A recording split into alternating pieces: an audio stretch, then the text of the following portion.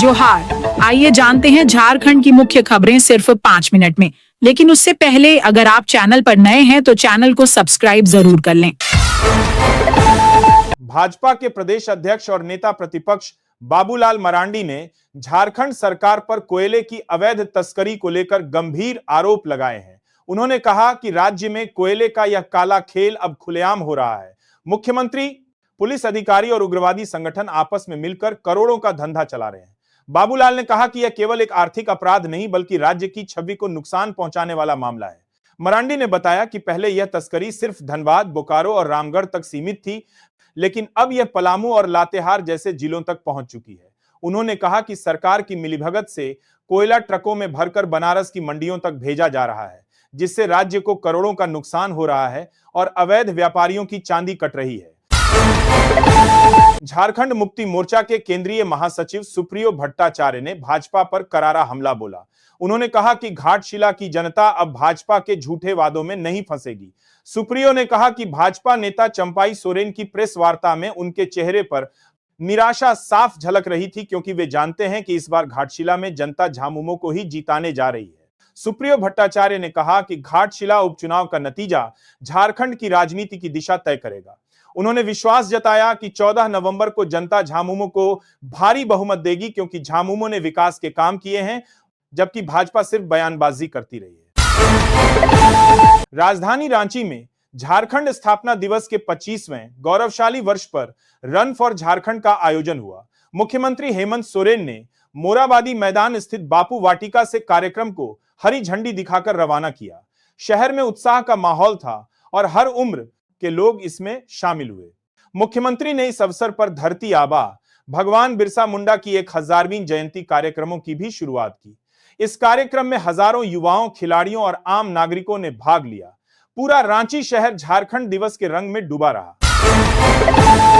राज्य सरकार की सार्वजन पेंशन योजना के तहत रांची जिले में नवंबर महीने की पेंशन राशि जारी कर दी गई है। उपायुक्त मंजूनाथ भजंत के निर्देश पर 22,669 लाभुकों के बैंक खातों में कुल 22,26,69,000 रुपए ट्रांसफर किए गए हैं।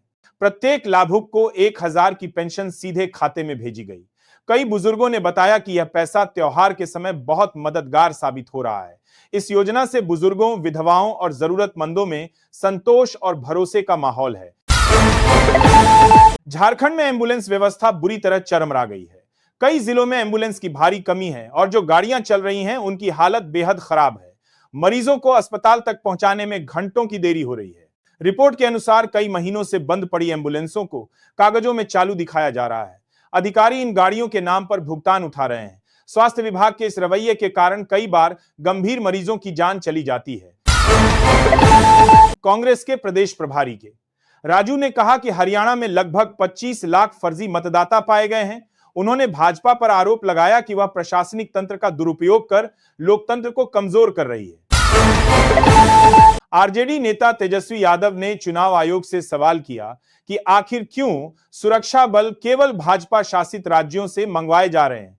उन्होंने कहा कि इससे चुनाव की निष्पक्षता पर गंभीर सवाल उठते हैं। तेजस्वी ने बताया कि कुल 208 कंपनियां भाजपा शासित राज्यों से आई हैं और 68% पुलिस ऑब्जर्वर भी वहीं से हैं। उन्होंने कहा कि यह दिखाता है कि चुनाव प्रक्रिया में पक्षपात बढ़ता जा रहा है। सुप्रियो भट्टाचार्य ने कहा कि घाटशिला उपचुनाव दिशोम गुरु शिवभू सोरेन और विकास पुरुष स्वर्गीय रामदास सोरेन को श्रद्धांजलि देने का मौका है। उन्होंने कहा कि जनता अपने वोट से दोनों को सम्मान देगी और झामुमो को जीताएगी। मौसम विभाग के अनुसार पहाड़ों पर बर्फबारी की वजह से झारखंड में तापमान गिरकर 14 डिग्री पर पहुंच गया है। अगले 24 घंटों में और गिरावट की संभावना है। मरांडी ने कहा कि कृषि विभाग में डिप्टी डायरेक्टर की नियुक्तियां अटकी हुई हैं। पत्र जारी हो चुके हैं, लेकिन महीनों से ज्वाइनिंग नहीं हो रही। इससे युवाओं में भारी नाराजगी है। मरांडी ने कहा कि सरकार पैसों के लालच में अंधी हो चुकी है।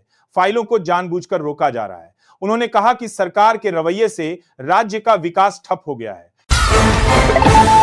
सुप्रियो ने कहा कि चंपाई सोरेन पहले झारखंड की अस्मिता के प्रतीक थे, लेकिन अब वे खुद अपने विचारों से भटक गए हैं। उन्होंने कहा कि राजनीति में विरोध स्वाभाविक है, लेकिन अपनी जड़ों से कट जाना गलत है। सुप्रीम कोर्ट के आदेश के बाद केंद्र सरकार ने सहारा ग्रुप की 4 कोऑपरेटिव सोसाइटी के निवेशकों को पैसा लौटाना शुरू किया है। वर्षों से अटके पैसे अब वापस मिलने लगे हैं, जिससे निवेशकों में खुशी की लहर है। सरकार ने घोषणा की है कि 15 नवंबर को महिलाओं के खातों में योजना की 16वीं किस्त ट्रांसफर की जाएगी। इससे त्योहार से पहले महिलाओं को आर्थिक सहारा मिलेगा और वे अपनी जरूरतें पूरी कर सकेंगी। पूर्वी सिंहभूम जिले में सत्यापन के दौरान 500 फर्जी लाभुकों के नाम सूची से हटा दिए गए। प्रशासन का कहना है कि अब केवल पात्र परिवारों को ही राशन मिलेगा। गृह रक्षा वाहिनी में 427 पदों पर आवेदन मांगे गए हैं। ग्रामीण और शहरी दोनों क्षेत्रों के लिए रिक्तियां हैं। आवेदन 8 से 22 दिसंबर तक लिए जाएंगे। चयन दौड़ और कूद जैसी शारीरिक परीक्षा के आधार पर होगा। झारखंड के जयराम महतो ने दिल्ली के लाल किला मेट्रो स्टेशन के पास हुए कार विस्फोट को कायराना हरकत बताया। उन्होंने कहा कि दोषियों को किसी भी कीमत पर बख्शा नहीं जाना चाहिए। 22 कैरेट सोना 114, 4, 150 और 24 कैरेट 120, 170 प्रति 10 ग्राम तक पहुंच गया है। वहीं चांदी 167.0 प्रति किलो हो गई है। त्योहार के मौसम में यह बढ़ोतरी आम खरीदारों के लिए चिंता का कारण बन गई है। राज्य सरकार ने आयुष्मान भारत मुख्यमंत्री जन आरोग्य योजना के तहत 3 लाख नए परिवारों को जोड़ा है। अब सभी हरे राशन कार्ड धारक सालाना 5 लाख तक का मुफ्त इलाज करा सकेंगे। इससे गरीब और मध्यम वर्गीय परिवारों को बड़ी राहत मिलेगी।